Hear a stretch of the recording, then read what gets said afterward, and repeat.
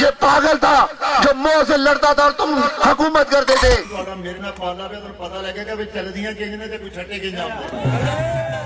جہاں ایک ہی گروپ ہے وہ ہے چودھری عبد المالک کا مشن کا گروپ. اسے 1998 میں انسداد دہشت گردی کی عدالت نے سزائے موت سنا دی. پورے پنجاب میں کوہرام مچ گیا. کوٹلہ کے ہر گھر میں چیخو پکار تھی کہ عابد رضا کو سزائے موت ہو گئی ہے. 5 سال بعد 2003 میں اس پر الزام لگایا گیا کہ اس نے امجد فاروقی کے ساتھ مل کے مشرف جو کہ اس وقت ملک کے صدر تھے ان کو قتل کرنے کی کوشش کی ہے. لیکن بعد میں یہ الزام ہی رہا اور یہ افواہ بن گئی. کہا گیا کہ اس کے انتہا پسند تنظیموں کے ساتھ روابط ہیں لیکن پھر بھی اسے سزائے موت نہ ہو سکی. ایک سفید پوش چودھری کے ہاں 2 ستمبر 1972 کو چودھری عابد رضا کی پیدائش ہوئی. جب ان کے والد کو غلط فہمی کی بنا پر قتل کر دیا گیا تو ان کی زندگی مکمل طور پر تبدیل ہو گئی.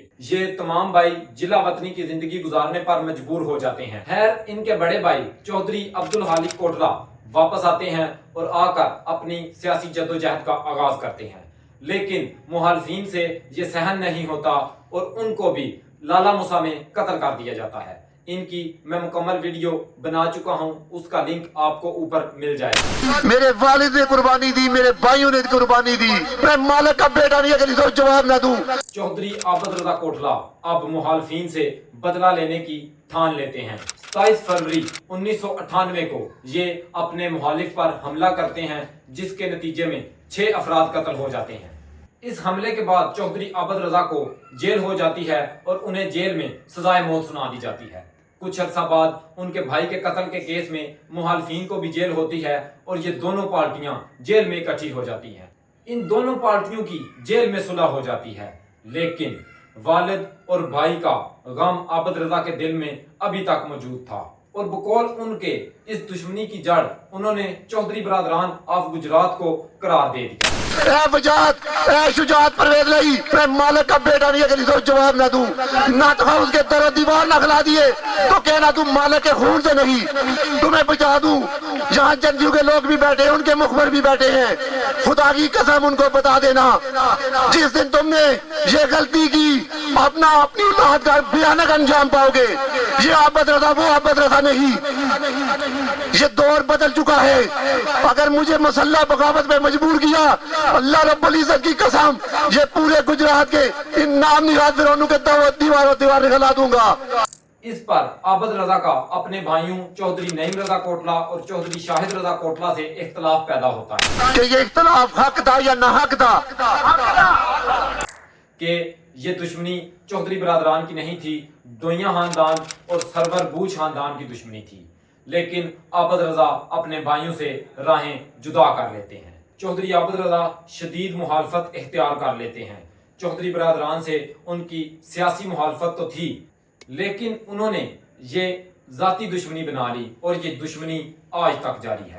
اے وجاہت, اب تیرا پالا غیرت مندوں سے بڑا ہے, دیکھنا یہ غیرت مند تیرا انجام کیا کرتے ہیں. چودھری عابد رضا نے 2008 میں اپنی سیاست کا آغاز کیا. یہ مسلم لیگ نون میں چلے گئے اور دوسرے دونوں بھائی مسلم لیگ کاف میں چلے گئے. 2008 میں چودھری عابد رضا آزاد الیکشن لڑتے ہیں اور وہ ایم پی اے بن جاتے ہیں.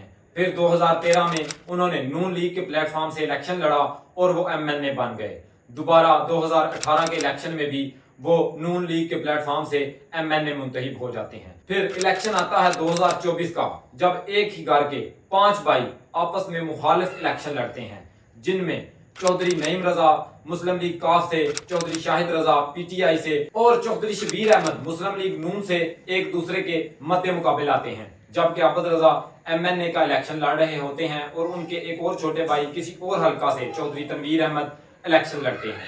چودھری عابد رضا اپنے سیاسی حریف چودھری بجات حسین کے بیٹے چودھری موسیٰ الہی کے مد مقابل الیکشن لڑتے ہیں لیکن قسمت کو کچھ اور منظور تھا کہ دونوں ہی الیکشن نہیں جیتتے.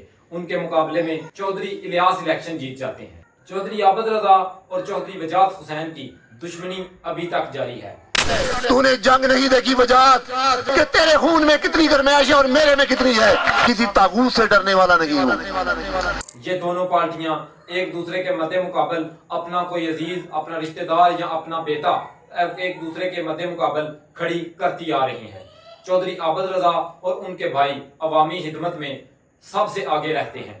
چودھری عابد رضا اور چودھری نعیم رضا کی دشمنی کی داستان انشاءاللہ آپ کو پارٹ 2 میں سنائی جائے گی، اور اب ان کا راضی نامہ بھی ہو چکا ہے۔